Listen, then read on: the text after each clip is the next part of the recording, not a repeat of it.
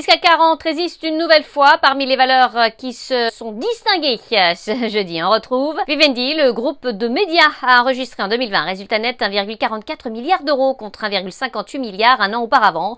Le chiffre d'affaires a progressé d'1,2% à 16,01 milliards d'euros. Le titre a reculé alors que ses dirigeants déclaraient envisager un rachat de la participation du groupe allemand Bertelsmann dans sa filiale M6.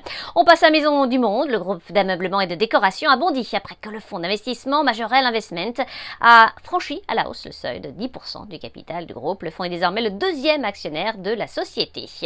Sanofi, le laboratoire pharmaceutique français, a de son côté déclaré que l'autorité sanitaire américaine a accepté d'examiner la demande supplémentaire de licence de produits biologiques relative à Dupixent contre traitement additionnel de l'asthme modéré à sévère non contrôlé des enfants âgés de 6 à 11 ans.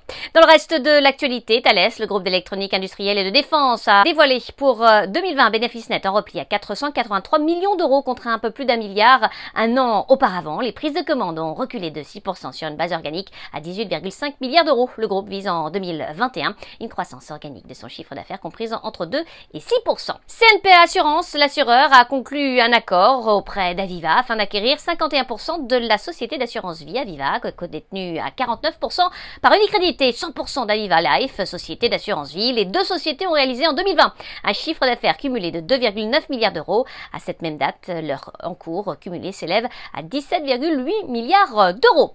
Enfin, Albioma, le spécialiste des énergies renouvelables, table pour 2021 sur un EBITDA de 206 à 216 millions d'euros. Oui, un résultat net part du groupe de 53 à 59 millions d'euros. Le groupe a enregistré en 2020 un résultat net en progression de 19% à 64,4 millions sur un chiffre d'affaires en progression de 4% en données comparables à 506,7 millions d'euros. À New York, Sabrina Calguesi pour Trading Central. Je vous souhaite une très belle fin de journée à tous. À demain.